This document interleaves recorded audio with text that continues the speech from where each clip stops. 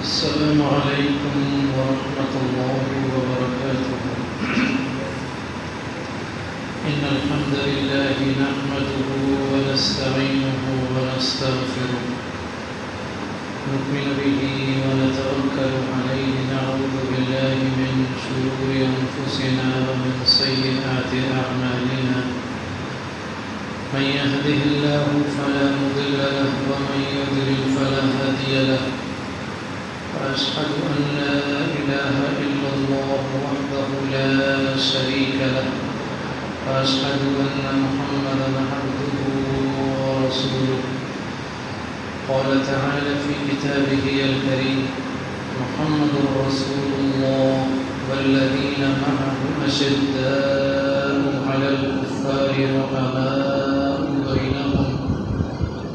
وروى الإمام النسائي رحمه الله في سننه عن عمر بن الخطاب رضي الله عنه قال: قال رسول الله صلى الله عليه وسلم في حديثه المبارك: أكرموا أصحابي فإنهم خياركم ثم الذين يلونهم ثم الذين يلونهم.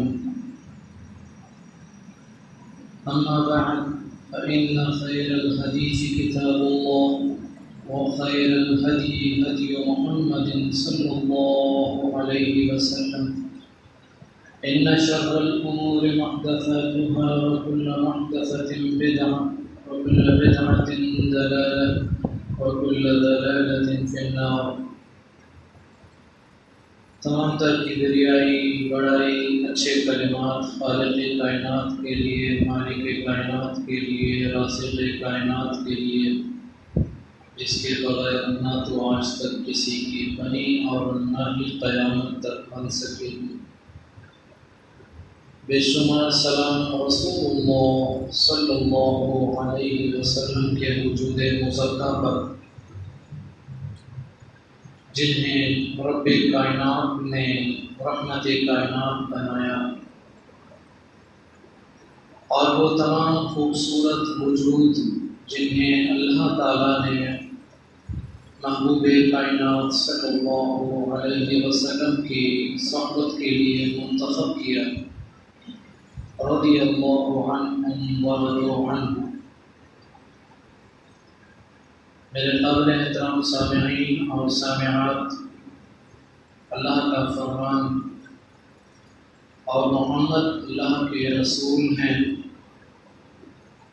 والذین معہ، اور جو لوگ محمد کے ساتھ ہیں، اشداء علی الکفار، کافروں پر بڑے سخت ہیں، آپس میں بہت محبت کرنے والے ہیں، شفقت کرنے والے ہیں، ایک دوسرے پر رحم کرنے والے ہیں. آپس میں ان کی محبت مثالی ہے. امام نسائی رحمہ اللہ اپنی کتاب سنن نسائی میں سید عمر فاروق سے ایک حدیث روایت کرتے ہیں، جس میں اللہ کے رسول کا فرمان ہے: اکرموا اصحابی، لوگوں میرے صحابہ، میرے ساتھیوں کی تعظیم کرو، تکریم کرو، عزت کرو. فإنہم خیارکم، کیونکہ وہ رہتی دنیا تک، قیامت تک، جتنے بھی اللہ کی مخلوق آنے والی ہے، ان سب میں سب سے زیادہ بہتر اور افضل لوگ ہیں.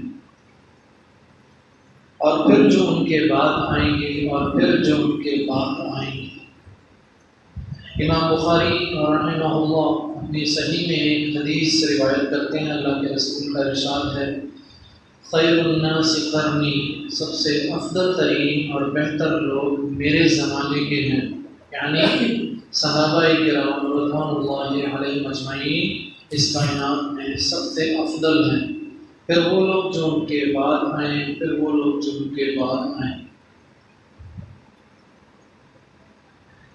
سب سے پہلے تو ہمیں یہ بات جان لینی چاہیے کہ جن لوگوں کو یا جس جماعت کو، جس گروہ کو رسول اللہ صلی اللہ علیہ وسلم کائنات کا سب سے افضل قرار دے رہے ہیں، اللہ تعالیٰ نے قرآن مجید میں ان کے لیے سینکڑوں آیات نازل کی۔ وہ ہیں کون؟ ان کا مختصر سا ایک تعارف اپنے ذہن میں رکھ لیجئے۔ ان کو لقب دیا گیا صحابہ یا صحابی کا۔ صحابی کا مطلب ہوتا ہے وہ شخص جس نے حالت ایمان میں رسول اللہ صلی اللہ علیہ وسلم سے ملاقات کی ہو، صحبت کی ہو، اور حالت ایمان میں ہی اس کی موت واقعہ ہوئی ہو۔ اس کو ہم اصطلاحی طور پر صحابی کہتے ہیں۔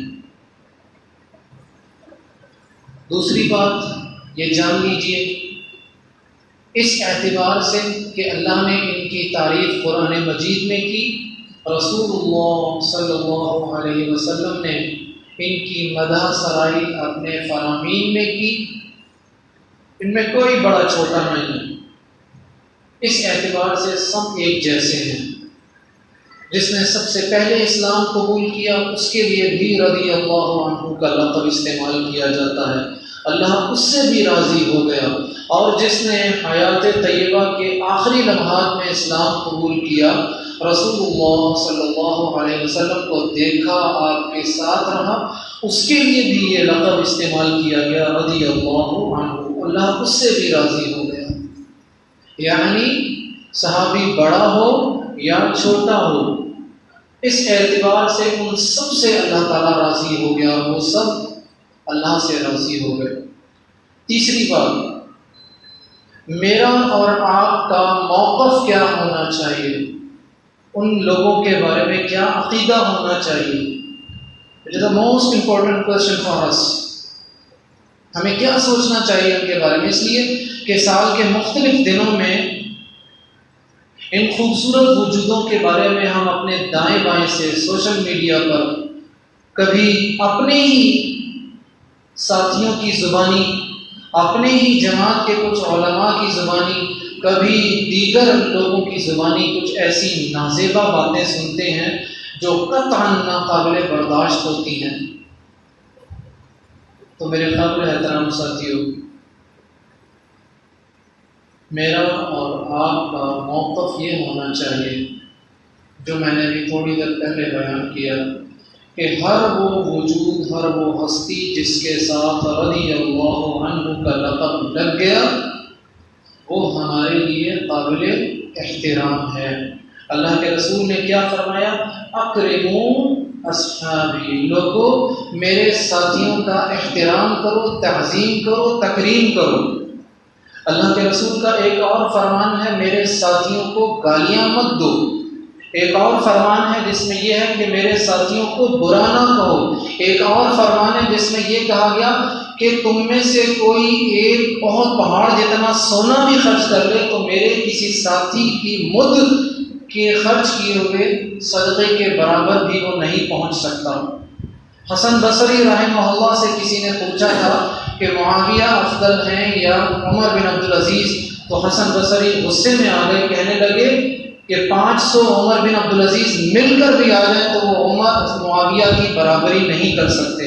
ایک اور تابعی ہیں، ان سے جب یہ سوال کیا گیا تو وہ کہتے ہیں کہ معاویہ کے گھوڑوں کے پیروں کی خاک بھی عمر بن عبدالعزیز سے افضل ہے، کیونکہ معاویہ نے اللہ کے رسول صلی اللہ علیہ وسلم کی امامت میں جب اللہ کے رسول یہ کہا کرتے تھے سمع اللہ لمن حمدہ، تو معاویہ اس کو کہا کرتے تھے ربنا ولک الحمد۔ یہ اتنا بڑا شرف ہے، یہ میرا اور آپ کا عقیدہ ہونا چاہیے کہ کوئی شخص اپنی مرضی سے صحابی نہیں بن سکتا۔ عبداللہ بن مسعود رضی اللہ عنہ کا قول ہے کہ یہ وہ مقدس جماعت ہے جن کو اللہ تعالیٰ نے اپنے حبیب محبوب کائنات کی صحبت کے لیے منتخب کیا۔ ادروائز ابو لہب بھی اسی دور میں تھا، ابو جہل بھی اسی دور میں تھا، کتنے لوگ تھے جو اسی دور میں تھے، اپنی عقل کے اعتبار سے، دولت کے اعتبار سے، منصب کے اعتبار سے، حسب نسب کے اعتبار سے بہت اعلیٰ مقام کے حامل تھے، لیکن جو عزت بلال کو ملنی تھی وہ ان کو نہیں ملی، جو عزت عمار بن یاسر کو ملنی تھی وہ ان کو نہیں ملی۔ اس لیے کہ اللہ تعالیٰ نے پوری کائنات کے لوگوں کے دلوں کو ٹٹولا، جو سب سے خوبصورت دل والے تھے ان کو اس مرتبے پر فائز کیا۔ صحابہ کرام رضوان اللہ علیہم اجمعین، یہ بہت بڑی بدبختی ہے کہ کوئی شخص صحابی پر بات کرے۔ تو ہمارا عقیدہ کیا ہونا چاہیے کہ تمام صحابہ ہمارے لیے قابل احترام ہونے چاہیے۔ چوتھی بات، صحابہ کے جو باہمی آپس میں جو اختلافات اور تنازعات تھے، آپس میں اختلاف ہو جاتے ہیں، ہمارے بھی ہو جاتے ہیں، تو اختلاف ہونا کوئی غیر فطری بات نہیں ہے۔ اختلاف تو اللہ کے رسول کا اپنی بیویوں کے ساتھ ہوا، اللہ کے رسول کی بیویوں کا آپس میں ہوا، اللہ کے رسول کا صحابہ کے ساتھ ہوا، صحابہ کے اللہ کے رسول کے ساتھ ہوا۔ اختلاف ہونا میرے بھائیوں معیوب نہیں ہے۔ بدر کے میدان میں کیا ہوا تھا؟ اللہ کے رسول نے ایک جگہ پڑاؤ کیا تو ایک صحابی نے پوچھا تھا، اللہ کے رسول یہ آپ نے یہ جگہ اللہ کے حکم سے منتخب کی ہے یا آپ نے اپنی رائے سے یہ جگہ منتخب کی ہے؟ اللہ کے رسول صلی اللہ علیہ وسلم فرماتے ہیں کہ یہ جگہ میں نے اپنی مرضی سے منتخب کی ہے۔ تو وہ صحابی اللہ کے رسول کی رائے سے اختلاف کرتے ہوئے کہتا ہے، اللہ کے رسول یہ جگہ ٹھیک نہیں ہے، وہ پانی کے برابر میں جو جگہ ہے وہاں پر ہمیں اپنا پڑاؤ ڈالنا چاہیے۔ یہ اس صحابی نے اللہ کے رسول کی رائے سے اختلاف کیا تھا یا نہیں کیا تھا؟ احد کے حوالے سے جب مشورہ ہوا کہ شہر کے اندر لڑائی کریں یا شہر کے باہر لڑنا چاہیے، تو نوجوان صحابہ نے کہا کہ شہر کے باہر ہمیں لڑنا چاہیے۔ تو اللہ کے رسول اندر جاتے ہیں، ذرہ جب پہن کر باہر آتے ہیں، حالانکہ آپ کی خواہش شہر کے اندر رہ کر لڑنے کی تھی۔ تو صحابہ نے ان کی رائے سے اختلاف کیا تھا یا نہیں کیا تھا؟ اللہ کے رسول نے کچھ صحابہ کو بھیجا کہ عصر کی نماز بنو قریظہ میں جا کر پڑھنا، کچھ نے عصر کا وقت ہوا، بنو قریظہ وہ نہیں پہنچے اس بستی میں، انہوں نے راستے میں عصر کی نماز پڑھ لی، اس لیے کہ وہ سمجھتے تھے کہ عصر کی نماز اپنے وقت پر پڑھنی چاہیے۔ کچھ صحابہ نے کہا خواہ نماز لیٹ ہو جائے پڑھنی ہمیں بنو قریظہ میں ہے۔ یہ صحابہ کا آپس میں اختلاف تھا یا نہیں تھا؟ کچھ نے وہیں پر راستے میں نماز پڑھی، کچھ نے بنو قریظہ میں جا کر نماز پڑھی۔ اللہ کے رسول صلی اللہ علیہ وسلم کی وفات کے بعد صحابہ اختلاف میں آئے۔ کچھ نے کہا کہ انصار میں سے کسی کو خلیفہ بنانا چاہیے، کچھ نے مہاجرین کی بات کی۔ یہ اختلاف تھا یا نہیں تھا؟ لشکر اسامہ کو بھیجنے کے حوالے سے اختلاف ہوا یا نہیں ہوا؟ عمر فاروق نے کہا تھا ابو بکر ابھی حالات مناسب نہیں ہیں، اس لشکر کو مت بھیجیے۔ تو سیدنا ابو بکر صدیق نے اس لشکر کو بھیجنے پر اپنی رائے پر اصرار کیا۔ یہ اختلاف تھا یا نہیں تھا؟ میں ایسی سینکڑوں مثالیں دے سکتا ہوں آپ کو، صحابہ کے مابین اختلافات والی بے شمار مثالیں ہیں۔ تو اختلاف ہونا معیوب نہیں ہے۔ میرے اور آپ کے درمیان اختلاف ہو سکتا ہے، میاں بیوی میں اختلاف ہو سکتا ہے، بھائی بھائی میں اختلاف ہو سکتا ہے۔ اصل ایشو یہ ہے کہ میرے بھائیوں، صحابہ کے اختلاف جو ہوئے اس میں ہمارا موقف کیا ہونا چاہیے، یہ اصل سوال ہے۔ تو میرے بھائیوں، سب سے پہلے یہ بات جان لیجئے، مجھے اور آپ کو اللہ تعالیٰ نے صحابہ کرام رضوان اللہ علیہ اجمعین پر قاضی نہیں بنایا۔ مجھے اور آپ کو اللہ تعالیٰ نے کہیں بھی کسی بھی مقام پر ایک آیت یہ نہیں ملتی کہ آپ لوگ فیصلہ کریں کہ کون صحابی صحیح تھا کون غلط تھا، یا صحابہ کے اختلافات کے بارے میں آپ فیصلہ کریں۔ ایک آیت ہم سے یہ نہیں کہتی، اللہ کے رسول نے ایک حدیث میں ہم سے یہ کام کہا۔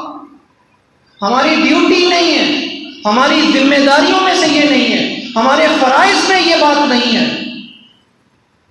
کہ ہم ان خوبصورت وجودوں کے بارے میں فیصلہ کریں۔ تلک امۃ قد خلت، امت تھی جو گزر چکی ہے۔ بدقسمتی سے ہم کیا کرتے ہیں، جیسے محرم آتا ہے تو محرم کی مناسبت سے ہم کہیں سے سیدنا معاویہ رضی اللہ عنہ پر آوازیں اٹھنا شروع ہو جاتی ہیں، کہیں سے سیدنا علی کے حوالے سے آوازیں اٹھنا شروع ہو جاتی ہیں، کچھ عرصہ پہلے سیدنا عمر فاروق شہید ہوئے تھے، ان کی حوالے سے باتیں، سیدنا عثمان غنی کو نعوذ باللہ خائن ثابت کیا جاتا ہے، کہیں ابو بکر صدیق رضی اللہ عنہ پر باتیں اٹھنا شروع ہو جاتی ہیں، پھر رجب کا مہینہ آئے گا تو سیدنا معاویہ پر گالیاں شروع ہو جائیں گی۔ تو میرے بھائیوں، صحابہ کرام کے باہمی اختلافات جو تھے اس کے بارے میں اور آپ ہمیں جو عقیدہ اختیار کرنا چاہیے وہ ہے سکوت کا، خاموشی کا۔ واللہ العظیم، رب کعبہ کی قسم کھا کر کہتا ہوں کہ صحابہ کرام کے اختلافات کے بارے میں اور آپ اگر خاموشی اختیار کر لیں تو ہم نجات پا جائیں گے، کامیاب ہو جائیں گے ہم۔ لیکن اگر میں نے اور آپ نے کوئی بات کی افراط اور تفریط پر مبنی، لا علمی کی بنیاد پر، کسی ایک چھوٹے صحابی کے بارے میں بھی اگر کوئی میں نے ایک جملہ ایسا کہہ دیا جو اس کی عزت پر حرف کے طور پر آتا ہے تو یقین کیجئے مجھے اپنا نامہ اعمال برباد کرنے میں کوئی شک نہیں ہونا چاہیے۔ صحابہ کرام رضوان اللہ علیہ مجمعین کے بارے میں جب ہمارا یہ عقیدہ ہے کہ ان لوگوں کو اللہ تعالیٰ نے حبیب کائنات کی صحبت کے لیے منتخب کیا، تو جب ہم میں سے کوئی صحابہ پر کوئی طعن زنی کرتا ہے، ان کی غلطیوں پر باتیں کرتا ہے، تو گویا کہ نعوذ باللہ استغفر اللہ من ذالک، اللہ تعالیٰ پر اعتراض کیا جاتا ہے کہ اللہ تعالیٰ نے کیسے لوگوں کو حبیب کائنات کی صحبت کے لیے منتخب کیا، جو غلطیاں بھی کرتے ہیں، لڑتے بھی ہیں، پتہ نہیں کیا کچھ کرتے ہیں۔ نعوذ باللہ استغفر اللہ من ذالک، یہ رسول اللہ صلی اللہ علیہ وسلم پر بھی طعن زنی والی آتی ہے کہ اللہ کے رسول نے 23 سال، اللہ تعالیٰ نے آسمانوں سے سرٹیفکیٹ دیا الیوم اکملت لکم دینکم، کہ میں نے آج کے دن تمہارے لیے تمہارا دین مکمل کر دیا، لیکن اللہ کے رسول اپنے صحابہ کی تربیت ہی نہیں کر سکے۔ یہ لوگ آپس میں لڑتے ہیں، آپس میں گالم گلوچ کرتے ہیں، ایک دوسرے کو دھوکہ دیتے ہیں۔ استغفر اللہ العظیم، استغفر اللہ العظیم۔ میرے بھائیوں، ہمیں یہ سوچنا چاہیے صحابہ کے اختلافات کے حوالے سے عام آدمی پر اس وقت، یہ جس زمانے سے ہم گزر رہے ہیں، عام آدمی پر نماز کی طرح فرض ہے کہ وہ خاموشی اختیار کر لے۔ یہ فتنوں کا دور ہے، فتنوں کے اس دور میں عام آدمی کو کسی ایک صحابی کے بارے میں بھی طعن زنی نہیں کرنی چاہیے، اس لیے کہ وہ لا علم ہے، اس کے پاس علم نہیں ہے۔ نمبر 5،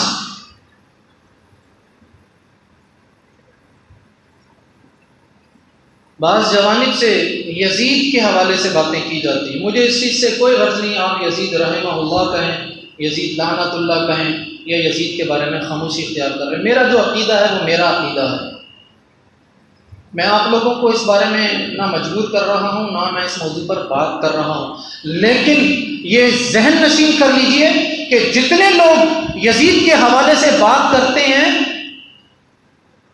یہ ایک دروازہ ہے، یہ جان لیجئے۔ جب اس پر بات ہوگی تو ڈائریکٹ ہدف کیا بنتے ہیں؟ سیدنا معاویہ جو کہ کاتب وحی ہیں، اللہ کے رسول کے صحابی ہیں، ان پر طعن زنی آتی ہے کہ اس کو منتخب کس نے کیا تھا، بات پہنچ گئی معاویہ تک۔ تو میرے بھائیوں، اسلام کا مزاج یہ ہے کہ اسلام برائیوں کی طرف، برائیوں سے بھی روکتا ہے، برائیوں کی طرف جانے والے راستوں سے بھی روکتا ہے۔ ایک آیت بڑی معروف، میں ایک سے زائد مواقع پر بیان کر چکا ہوں، وَلَا تَقْرَبُوا الزِّنَا، یہ نہیں کہا گیا وَلَا تَزْنُوا، سیدھا سیدھا کہہ دیا جاتا نا کہ زنا نہ کرو، کیا کہا؟ زنا کے قریب بھی مت جاؤ، یعنی زنا تو حرام ہے ہی، زنا کی طرف لے کر جانے والے تمام راستے بھی حرام ہیں، یہ اسلام کا مزاج ہے۔ تو میرے بھائیوں، صحابہ کرام رضوان اللہ علیہ مجمعین کے حوالے سے یہ جو یزید ہے نا، یہ ایک دروازہ ہے، اس لیے کہ اس شخص کے ہاتھ پر تقریباً 250 صحابہ نے بیعت کی تھی، تو جب آپ اس شخص پر بات کریں گے تو گویا کہ سیدنا معاویہ پر آپ طعنہ کرتے ہیں کہ اس کو منتخب تو انہوں نے کیا تھا نا، اس کا مطلب یہ غلطی ان کی ہے۔ جن لوگوں نے، جن صحابہ نے اس شخص کے ہاتھ پر بیعت کی تھی، گویا آپ یہ کہتے ہیں وہ 250 کے 250 ظالم ہیں جنہوں نے اس شخص کے ہاتھ پر بیعت کی۔ بات کہاں سے کہاں پہنچ جاتی ہے۔ تو خاموشی اختیار کرنے میں عافیت نہیں ہے۔ سکوت اختیار کرنے میں نجات نہیں ہے ہماری. ایک بات جو ہمارے ایمانیات میں نہیں ہے، ہمارے عقیدے کی بنیاد میں نہیں ہے. عقیدہ ہمارا کیا ہے؟ اللہ. عقیدہ ہمارا کیا ہے؟ رسول. عقیدہ ہمارا کیا ہے؟ آخرت. مرنے کے بعد مجھ سے پوچھا جائے گا تمہارا رب کون، تمہارا رسول کون، تمہارا دین کیا تھا. مجھ سے پوچھا جائے گا جوانی کہاں گزاری، مجھ سے پوچھا جائے گا بھائی یہ جیب میں جو تمہارے مال ہے یہ آیا کہاں سے، یہ جو خرچ کر رہے ہو یہ خرچ کہاں خرچ کر رہے ہو. مجھ سے تو یہ پوچھا جائے گا. صلہ رحمی کرتے تھے یا نہیں کرتے تھے، رشتہ داروں کے حقوق ادا کرتے تھے یا نہیں کرتے تھے، والدین کے حقوق ادا کیے تھے یا نہیں کیے تھے، تجارت میں حلال حرام کا فرق رکھتے ہو یا نہیں رکھتے. پوچھا تو ہم سے یہ جائے گا. مجھ سے نہیں پوچھا جائے گا یزید کے بارے میں تمہارا عقیدہ کیا ہے. مجھ سے نہیں پوچھا جائے گا واقعہ کربلا کے بارے میں تمہارا عقیدہ کیا ہے. لہذا میرے بھائیوں، صحابہ کرام رضوان اللہ علیہم اجمعین کے اختلافات کے حوالے سے خاموشی اختیار کیجیے، اور ایسے تمام موضوعات جو کسی بھی بنیاد پر سبب بنے کسی صحابی پر تانزنی، وہاں بھی خاموشی اختیار کیجیے. اللہ آپ کا حامی و ناصر ہو. بارک اللہ لی و لکم ولسائر المسلمین فاستغفروہ انہ هو الغفور الرحیم.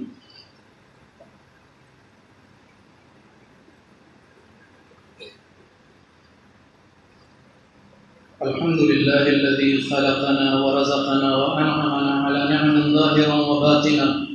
أفضل الصلاة وأزكى السلام على نبينا محمد صلى الله عليه وسلم وعلى آله وصحبه أجمعين وعلى من اتبع الهدى إلى يوم الدين. أما بعد. میرے قابل احترام ساتھیوں،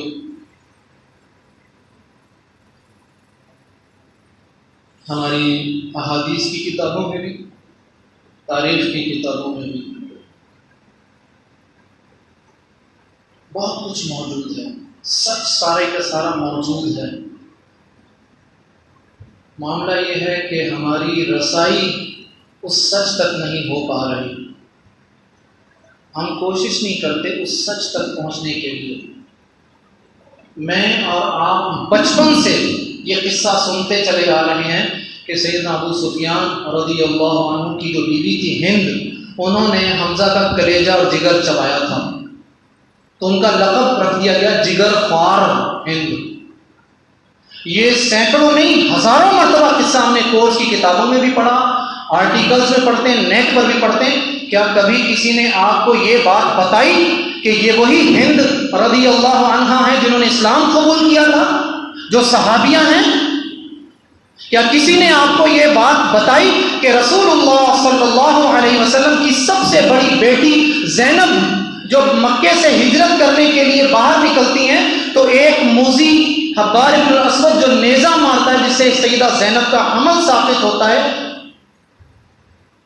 سیدہ زینب کو بچانے والا کون تھا؟ یہی ہند تھی.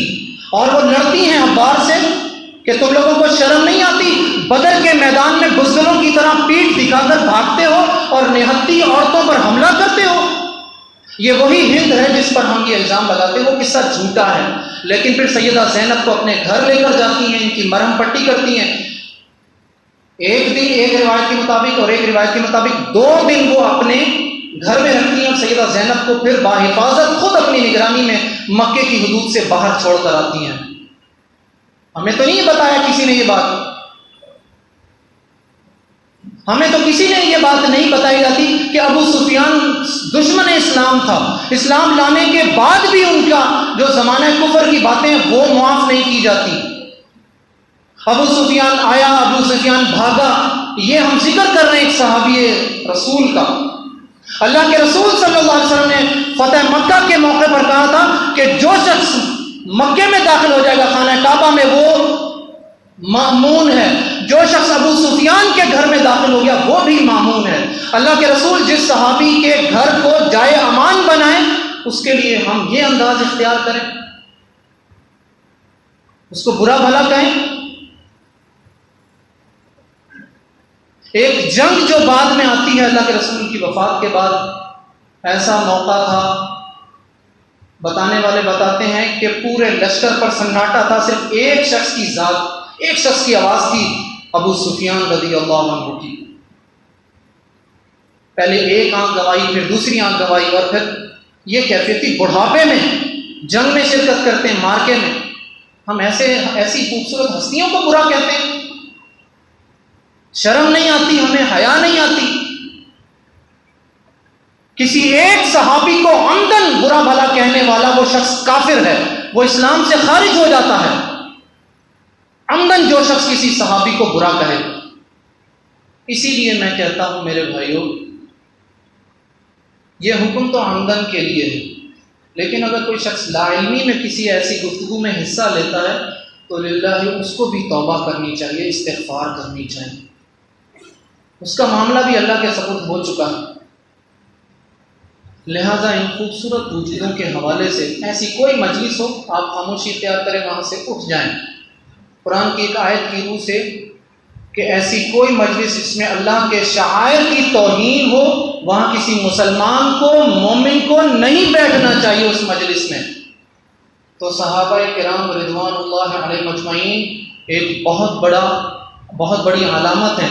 یقین کر لیجئے، کتب احادیث میں صحیح بخاری سے لے کر سنن بیہقی تک 104 حدیث کی کتابیں ہیں. اللہ کے رسول صلی اللہ علیہ وسلم کے سارے فرامین ہم تک پہنچانے والے یہی صحابہ ہی ہیں. ہر حدیث کے شروع میں یہ ہوگا کہ ایک صحابی کہے گا میں نے اللہ کے رسول سے یہ سنا. اگر ان صحابہ کو ہٹا دیا جائے تو مجھے بتائیں یہ دین ہم تک پہنچے گا کیسے؟ وہ دین سارے کا سارا مشکوک ہوا یا نہیں ہوا؟ اس لیے یہ جو لوگ صحابہ کے گستاخ ہیں، در حقیقت اللہ کے گستاخ ہیں، اللہ کے رسول کے گستاخ ہیں. یہ لوگ وہاں جرت نہیں کر سکے تو صحابہ کرام پر تہمزنی کریں، کیونکہ جانتے ہیں کہ اسلام کی عمارت صحابہ کرام پر کھڑی ہوئی ہے. اس لیے ہدف یہ صحابہ کرام کو بنایا جا رہا ہے. لہٰذا میرے قابل احترام ساتھیوں، میں اپنی گفتگو کا اختتام کروں گا. آپ میں سے جو لوگ پڑھنا چاہتے ہیں، پڑھنے کا شوق ہے جن کو، ان کے لیے میں اپنے استاد محترم شیخ ارشاد الحق اثری حفظہ اللہ کی 2 کتابیں ہیں. آپ کو گوگل پر لکھیں گے، آرام سے ان کتابوں کے ڈاؤن لوڈ لنک مل جائیں گے. ایک کتاب کا نام ہے مقام صحابہ، صحابہ کا مقام اور مرتبہ کیا تھا. دوسری کتاب ہے مشاجرات صحابہ، صحابہ کے آپس کے اختلافات میں ایک مسلمان کا موقف کیا ہونا چاہیے. دونوں کتابیں ڈاؤن لوڈ کیجئے. ان کتابوں میں ہمارے شیخ نے حنفی، مالکی، شافعی، حنبلی، شیعہ تمام مکاتب فکر کی اصل کتابوں سے ایسی اقوال نقل کی ہیں جو کہ ہمیں منہج دیتے ہیں، ایک موقف دیتے ہیں جو ہماری نجات کو ممکن بناتے ہیں. اس حوالے سے اللہ تعالیٰ آپ لوگوں کا حامی و ناصر ہو. دعا میں یاد رکھیے وطن عزیز کو. اللہم اعز الاسلام والمسلمین، اللہم اذل الشرک والمشرکین، اللہم دمر اعداءک اعداء الدین، اللہم اہلک الظالمین بالظالمین. بیماروں کو اپنی دعا میں یاد رکھیے. بالخصوص کچھ لوگوں نے مجھ سے جو آج صبح میسج کیے اور جنہوں نے مجھ سے نہیں کہا، ہم دعا کرتے ہیں اللہ تعالیٰ ہمارے تمام بیماروں کو شفائے کاملہ و عاجلہ عطا فرما. اللہ جتنے بھی بیمار ہیں ان سب بیماروں کو شفائے کاملہ و عاجلہ عطا فرما. وطن عزیز کو اپنی دعاؤں میں یاد رکھیے. اللہ ہمارے وطن عزیز کو قائم دائم رکھ. اللہ وطن عزیز کو قائم اور دائم رکھ. اللہ ہمارے حکمرانوں کو توفیق عطا فرما، وہ توفیق جو تجھے پسند ہے. اللہ وہ توفیق عطا فرما جو تجھے راضی کر دے. یہ جو بھی بارشیں ہوئی ہیں ان بارشوں کے حوالے سے دعا کیجیے. مسلسل یہ دعا جاری رکھیے آگے کے لیے بھی. اللہ رحمتیں والی بارش نازل فرما. اللہ جب بھی بارش نازل فرما رحمت والی بارش، اس لیے کہ ان بارشوں نے ہمارے شہر کراچی میں جتنے لاکھوں لوگوں کو متاثر کیا ہے، بے شمار لوگ اپنے گھروں سے محروم ہوئے. میں ابھی 2 دن پہلے اپنے ساتھیوں کے ساتھ سرجانی گیا ہوں تو آپ یقین کریں ابھی تک وہاں پر 1.5 فٹ پانی ابھی بھی کھڑا ہوا ہے. لوگ ابھی بھی اپنے گھروں میں معصور ہیں. 12 دن ہو گئے ابھی.